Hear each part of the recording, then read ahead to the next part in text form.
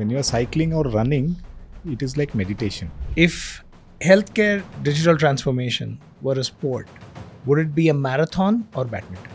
You got me thinking. If you could run a marathon with any healthcare leader, it has to be a healthcare leader, right? Who would it be? And what is the conversation you'll have with them? One part is, are we struggling with AI? Solutioning or the digital transformation today is only limited by the imagination of the person. So hello once again and welcome to yet another episode of the Healthcare India podcast. And today I'm very excited because I have my very good friend Sudeep Dey Hi. here. And Sudeep is the CIO and CISO of Aster DM Healthcare India. He spent a lot of time in healthcare technology and he's seen the entire evolution, right? Sudeep, when there was a time when healthcare IT used to be just looking at infrastructure or be the custodian. Yeah. And today you have seen that entire growth of how it's become a business driver. Yeah. So great to have you here. It'll be Thank a very you. exciting discussion. We'll discuss a lot of interesting stuff. Thank you. Look forward. So first and foremost, I know you're a lot into fitness and sports. I know you run, you cycle. I've seen your pictures going up on Nandi Hills, etc. And how does sports and fitness shape your mindset as a healthcare technology leader? Couple of things actually. One, it helps you de-stress. It helps you take your mind away and refocus. All the activities you have named except for badminton because it is very intense. When you are cycling or running, it is like meditation. So you can always refocus, rethink, declutter, honestly declutter. And second, it tells you that when you are put down, and at times it has happened, maybe in the last 5 years, it was a dream run. However, in the past, there has been situations where you are put down on certain things. And it is very natural. In variety of ways. You have planned something, it didn't turn out this way. Something happened and it is a whole orchestration of things which has to happen. During such times, sports teaches you that you have to resurrect because even in badminton, you don't win every time. You lose to people whom you have not expected. So all those things, these are two learnings which come across. Yeah, I remember there's this song by Chumba Wumba, right? I get knocked down, but I get up again. Yes. So you are that kind of a guy. Yes. You have to constantly... That's most sportsmen have that, right? Yes. They teach you how to take a defeat. There were times, by the way, I play a few more sports you have not named, but they teach you that the defeat is not permanent and you have to stand back. It is very difficult to remind yourself, but then you can always relate to or fall back on. So absolutely. Yes. I mean, how can I miss football, right? I mean, that is a crime actually to have Sudeep Dey in the room and not mention football. And that's a sport that both of us can relate to. Correct. Considering all the challenges that Manchester United is going through as a club that I support. Yes. So I can totally relate to it. So what you're saying is it builds your resilience as a leader. That's what it does. So every leader should get into some sports. Yes. Just to build that resilience to come back and Yes. So I have a very interesting question for you. We talk a lot about healthcare, digital transformation or digital health. And it's a tricky one. If healthcare digital transformation were a sport, would it be a marathon or badminton? It will be a marathon. Because badminton is at times a little bit of both, but more of a marathon. Because at times the situations are very untowards of what you have planned for. And it is in the open. Badminton, of course, the uncertainty is how the person in front is playing, the opposition is playing. But here, it is also because of situations changing. Also because of the same terrain which you have run becoming a little different because of the season or because of the headwind. So there are things which you have not contemplated or thought of. With badminton, you really by and large plan it. More so in digital today because whatever was digital about a year back also has changed. The solutioning or the digital transformation today, Vikram, is only limited by the imagination of the person. Wow. Yeah. So I will give you a live example. When 2024 happened, a little before May, June, I was with a situation wherein I felt now everything almost system wise is done. What do you do to stay relevant for the organization? Obviously, we are an Indian company, they will not throw you out. But you need to be relevant, you need to be meaningfully adding value. So then I realized that it is by observing my other peers and looking at what they are looking at, even if they are doing good. My other functions, there are some functions who were doing good, some functions we were facing some headwinds. So one of those functions who were facing some headwinds were the revenue cycle management thing.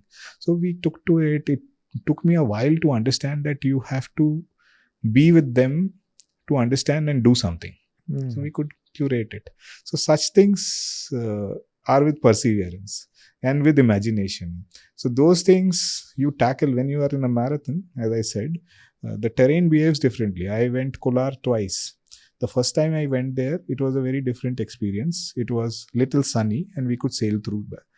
The second time we went there, we were very happy. It was very cloudy. We said, no sun, let's go. While coming back, it had a lot of headwinds. And we took, I think, 3.5 hours more than what we had stipulated, the same terrain.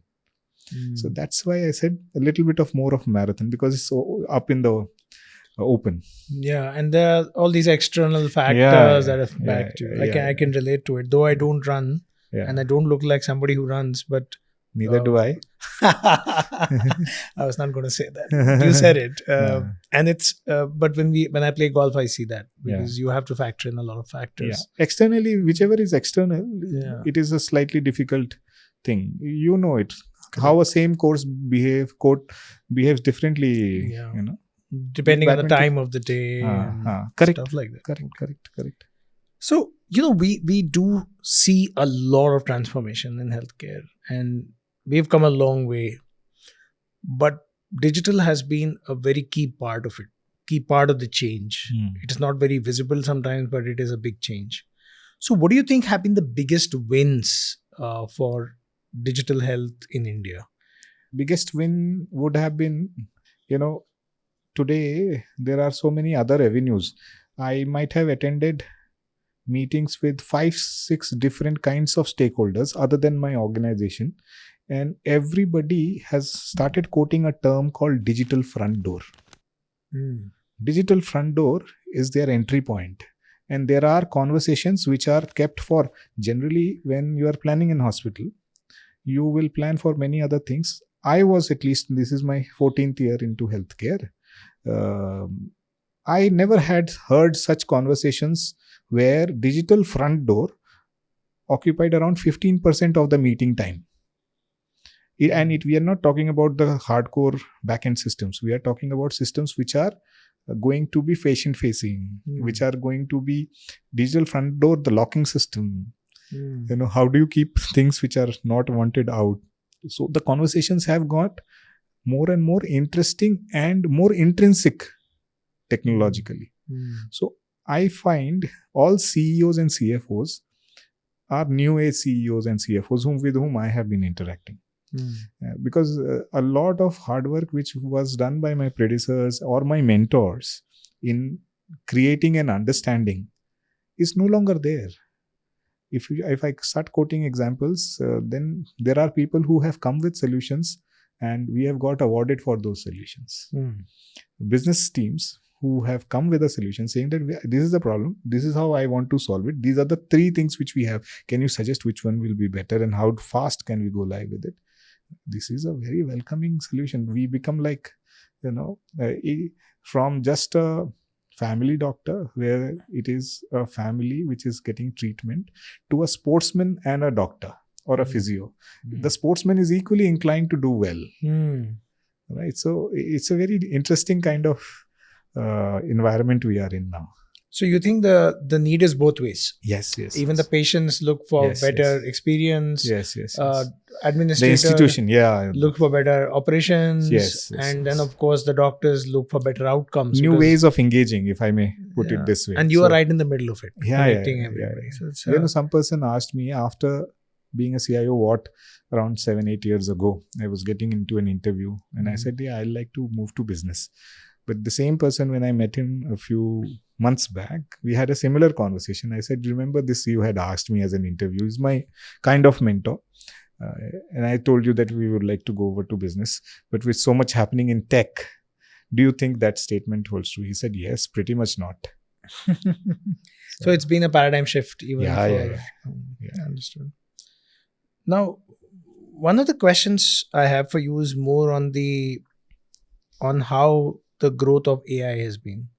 There can be no discussion without AI in the room, and Yeah. that's when you talk about technology specifically, AI is a very big point. So one is, we know that organizations are struggling with AI. I'm not saying healthcare is struggling with AI. Almost MIT brought out a report said Yes, 5% of Yes. projects are successful. Yes. Most of the CTOs I speak to, even in finance and manufacturing, say that it's a struggle. So one part is, are we struggling with AI, in your opinion?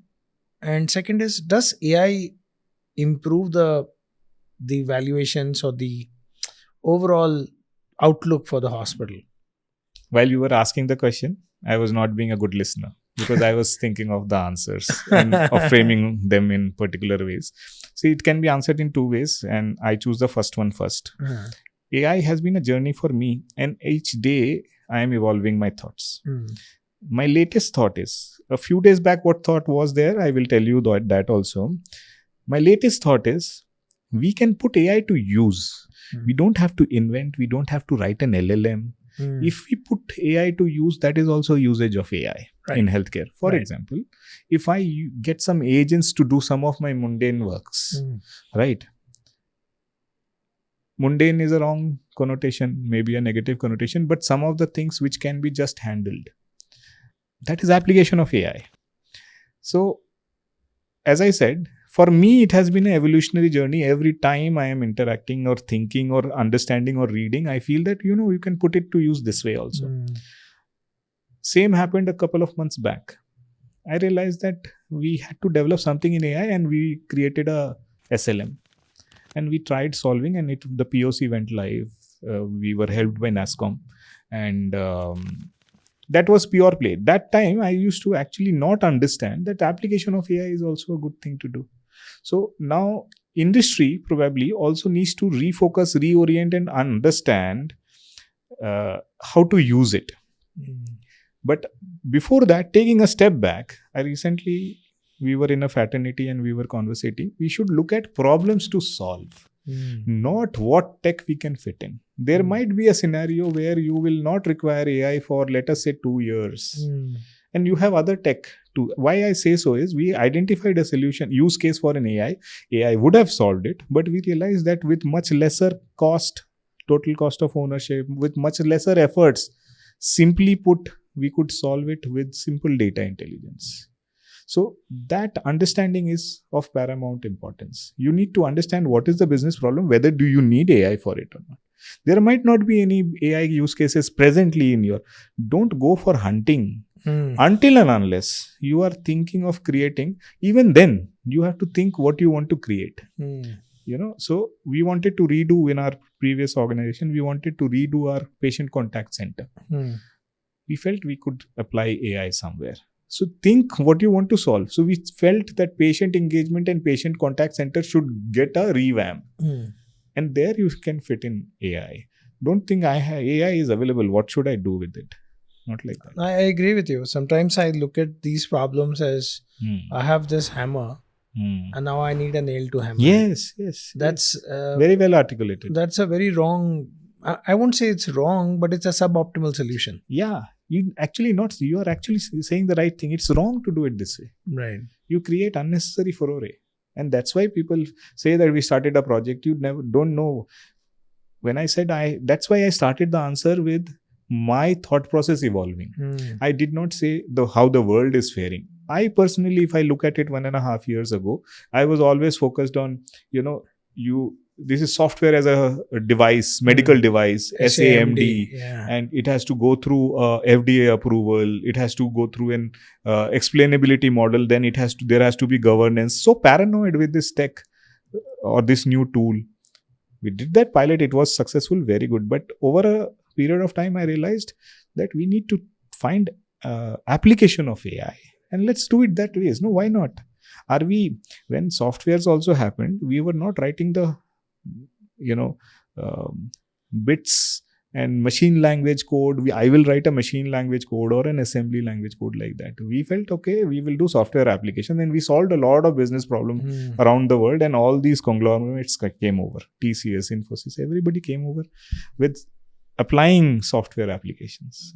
Which is not suboptimal, and especially It's for not. healthcare, It's not at all. because our core business here is to treat patients. Yes. We are not a technology Research arm in technology. Yeah, True. we should not do that, right? True. Totally. Which brings me to a point that I brought up in the beginning. I've seen you evolve from a IT person. I mean, I don't like the term IT, but let's say a custodian of technology Yeah. in a hospital to a Yeah. business driver now. Yeah. Right? Mm. So how was that journey, and how did it happen to you? Did it happen because the tide is changing, or did you make certain decisions that really helped you to do this? I would say that the starting point is when you stop thinking yourself as only IT or in a particular function, even for other functions. I get asked this question in a different manner also. We'll come to that. But in my case, I did not make any deliberate effort to be non-IT. And I do not dislike the term CIO. There are very specific things only IT's heads and CIOs can do. Okay. Those are nuts and bolts. They are not so much, they are now like the unsung heroes, right? But at the same time, being a business leader is a choice you make. If you can be confined to being an IT leader, you can think that I will like to join hands with my other colleagues and will like to solve problems or create an avenue. You have to think yourself, are you wanting to be a business leader or not? In my cases, and a lot is also on the organization on how they want to see a particular, do they want people who are compartmentalized, or do they want people who take care of their compartments and they hold their forts very well and also allow them to venture into other avenues where these people want to add value. And it is no new. It has happened in my previous work life when I had mentors who have retired now or who are on the verge of retirement. They have gone into HR. They have gone into forward supply chain management. To quote a few names, it would be like Maruti has an example like that, where the gentleman started looking at supply chain of spares.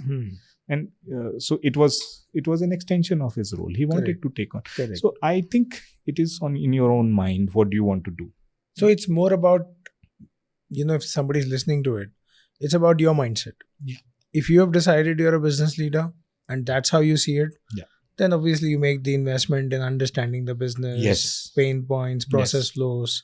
And then you see where you can be a player. Absolutely. Or as an enabler. Absolutely. Or as a partner, equal opportunities partner. That's a great question. So now, one of the thoughts I have is, you worked a lot with investors. You went through a major change. Most of healthcare is owned by PE firms. All those posts keep coming up for all the right or wrong reasons. But how do the capital markets or the investors view digital investments that you're making? How do they see it? I can finish this question off with one simple answer. There was a group of hospital in UP, central UP. They have 700 or 800 beds, 4 hospitals in 4 major towns or cities of UP. They wanted an investment to happen. They said, please have a digital strategy and a roadmap for 3 years so that we are able to attract investment. So that was one eye-opener. Secondly, in all my experiences and discussions, even if we wanted to forget about what good we did, the investors came back and say, by the way, what have you done there? Can you show it? And they have kept, I would say, digital and information security and privacy. They had kept concurrent sessions which were happening in parallel to business discussions. We were done due diligence, and one of the big fours, even after doing several rounds with us for A investor, for B investor, they did all those rounds once again with the same set of people. and documented it, wrote it down, took responses. So they are very serious. Now, how do capital markets see it? I personally feel capital market sees that with technology, there is a lot of transparency and governance which comes over in the picture, which is hard to ignore. And that talks about how a company is managed. So you cannot befool. Once you have put in systems, it is very difficult to befool them with the laws and regulations which have come up. And it's not only business run. Even if you are clinically doing some research work, it is difficult to befool if you have put a strong system. And what kind of systems you have put in, they actually look into it and evaluate. Understood. So because your digital footprint, once it's there, you can't hide it. Yeah. The logs are always there, Yes, and you can do mining of the financially, logs. so it's a mandatory thing. Ministry of Company Affairs says that every system in which you have any critical financial transactions, not only you should have logs, you should have review of those logs, note down if you have found something and what action you have taken. That is exactly the wording of the law. Understood. The follow-up question I have is, and this is a debate that I have with myself, how do you fund these digital initiatives? Because should it be like funded by the organization? Should it be funded by SPV from the investors, like special investment is only made only for this? Or should it be something like a public-private partnerships, right? Which is actually, I've seen all of them happening. Okay. For example, if I take it in the reverse order, for streamlining payers and transactions related to payers with healthcare providers, government is taking an initiative. Right. They are creating like a mini stock exchange. Right. If I had to draw an analogy for everybody to understand, which is HCX, right. Claims Exchange. The second one, which is where you are saying that should we have a SPV? In the Indian context also, I do not have the liberty of taking those names. And in the Western context or the developed countries where I had the, I was fortunate enough to be a part of few projects wherein a company wanted a particular kind of solution. They found that in a Canadian partner. They not only partnered with them because they were a small company, they did a 51% investment into that company. And that company drove the digital intelligence project. Wow. Yeah. So this is and the this second. Is in healthcare. This is in healthcare. Very much. Again, I don't have the liberty of taking the name. And lastly, my previous company's entire digital initiative was self-funded. Because it was very oncology specific and very to the tune of what we exactly wanted. We didn't find that in the market. We did a lot of study to compare. We chose a lot of single specialty ecosystems, but we could not draw a homologous example. So we went on our own and we developed it. So all three things exist. Depending on the scale, context, etc. Yes, absolutely. Now the other question I have is, and you must be very familiar with this because there are all these smart young entrepreneurs who build tech way faster than traditional tech companies. And they come to you for partnership, right? Because they want data from you, or they want a use case. And we've, I think, discussed this many times. Of what I'm very interested is, do you have a framework or a criteria, a methodology that you use to evaluate these partnerships? We have a framework, and I don't want to sound very intelligent, but we also lack something like, if I again have to draw an analogy, it should be like when you get an app developed for Apple, it goes through a lot of rigor. Right. You submit an application, you submit your code, they do a lot of reading of it, and in around 3-4 days time, and in even Android, it comes back in around 24 to 48 hours. Actually, they say 3 days. We need to have a similar marketplace for such things, because we are spending a lot of time in fending off such things with whatever frameworks we have. What kind of frameworks we will have? I mean, nothing very intelligent about it. Security, these are the questions. How long you have been? It's a complete vendor evaluation criteria. But even before that, I think if there could be a marketplace Mm. where we can have these people who are registered and there is some level of certification or something they do, even if people are wanting to try out something new, they have to have some level of credibility built into, right? I am a new person, I have worked on it, I have observed it, but you need to have some paper being submitted saying that, I want to do it this way. That is very much required. In the past, I have seen many doctors being taken for a ride for their intellectual property and their data. I agree with you because first of all, it's a brilliant idea. Do you know if it works anywhere? I mean, have you seen any model like this anywhere? No, not You yet, haven't. but people are alluding towards it in the sense that NASCOM has a startup incubator, but it is not specifically for healthcare only. Yeah. They again, it's like a startup incubator. You bring them together, but they don't have that model thing. That model has to be there where they say that these are the kind of things like you create your solution, do everything, but you have SAMD to clear if you are creating a software for Correct. medical purposes. Correct. Similarly, I am not saying you create the product first, then come to us. There will be collaboration, but then some kind of evaluation framework should be put in place. I think that's a fantastic thought process because it is a supply side ecosystem where demand is obviously coming from you, but the way I see it, there are startups that can probably help you, and then you may require some of them to do something, but at this stage the time spent, the opportunity cost of the time you're spending on it is too much. Yeah. And this could be a business idea by itself, right? Yes. I think we should edit this out just to make some more money. Yeah, I think somebody will take to it because internationally they have always built up frameworks like that. I am doing a lot of reading in risk. I'm doing a lot of reading in performance management, fitness models for organization. They curate, they think for 3-4 years, then they start putting it as a document and a scalable model where they say, if you use this and here you go, this is my model. So tomorrow it could be Dr. Vikram's 7-pointed model to get to to evaluate a healthcare starter or find the fitness of the healthcare developer. Yeah, this is going to be ready. Once I've edited this portion out of the podcast, we will we should collaborate. We should build it. Yeah, yes. I think it's a great idea. So that brings me to a very critical point. We are towards the end of 2025. Let's take a 5-year horizon.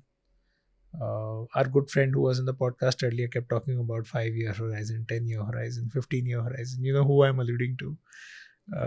I don't think we can name him. But the point is, in 2030, how does a hospital look to you?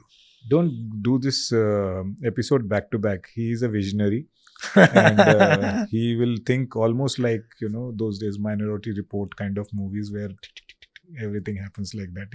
He has a vision like that. But yes, a lot more assistance to the clinical team, a lot more paperwork being streamlined. And I see that happening on the administrative side, like it is happening from clearance houses to UPI, the transition which has happened. It will happen here also, a few years here and there. So that is on the payer and the administrative side. On the care delivery, pure play patient experience, I would say there will be a differentiator which will be called out by providers who are very niche in their players. But at the same time, we would also see a lot of movement in the primary care sector because everybody is waking up to preventing before it occurs. The secondary care and the tertiary care centers will of course be benefited by the advancements which these OEMs are also driving, what we are doing as digital transformation. A lot of trust will go in that area. More so because the entire world population is aging and they will not be, if they do not go into preventive, all these will flunk. because the load will be very high. Correct. So I think all visionaries, if I am as Sudeep Dey with so much of experience is able to think like that, I'm sure some people are thinking in those terms where they would like to reduce the load and not just work on how care is being provided. So I see a revolution happening in primary care. Incidentally, our good friend, let's name him now because we can't keep calling him our good friend, Madan Sampath, who was on the podcast earlier, he talked about this exact opportunity. He said if he had unlimited capital. We have brothers from this different mothers. Different mothers, yeah. I thought as much. Because it was a very uncanny thing that both of you came up with. And he talked a lot about trust, which you talk about too. So one thing is very clear. I think the industry to grow needs a lot of trust. And digital primary care is probably the one area that we should focus on. And I'm sure he must have alluded to trust by saying pricing trust, transparency in billing trust, and all those things. Yeah, he did talk a lot about trust, so I can feel it. So good. One interesting question for you. If you could run a marathon, because you're a marathoner, from any healthcare leader, with any healthcare leader, it has to be a healthcare leader, right? From the present or past, alive or not alive, who would it be? And what is the conversation you'll have with them? You got me thinking. Because my heart says that I will go with my brother. From another mother. Provided he runs a marathon. No, he will make him run. If he can inspire me to come here, I can also make him run for some time. He runs, by the way, you don't know. Why? I didn't know. He runs? He runs. But yeah, if you were to talk and walk with visionaries, there are many actually who have done a lot. And if you want me to name them, even our chairman, Dr. Azad Mopen and Mr. Vishal Bali, they have known healthcare like AHH. They have known healthcare like none other. And even for that matter, Dr. Devi Shetty, because their organization has really carved out a separate SBU for driving digital. So like that. In my conversations with NH, so I want to run 3 marathons, 4 actually. One with Madan Sampath. Madan Sampath, if you're listening to this, you'll be made to run. As I said, he runs, you don't know. Okay. I don't know, but I think you don't run, but he feels you run. So he's going to make you run. Dr. Devi Shetty, of course, Dr. Azad Mopen and Dr. Vishal Bali, who I think these are... Mr. Vishal Bali, sorry. These are, I think, the right people. Any question I should have asked you which I didn't ask? None. It was very interesting. Okay. Thank you very much, Sudeep, for being such a sport, taking time out. And I really enjoyed this. And the takeaway for everybody here is digital is going to drive leadership in hospitals. You have to want to become a business leader. You have to understand the business if you want to take that route. Trust and transparency is very, very important. Digital primary care is where things are headed. AI can be used and that's application itself. Don't end up creating SLMs if you're a healthcare organization because that's not your core business. Yes. Thank you once again, Sudeep. Have a great day. Thank you. Looking forward to having you here again. Thank you. You too.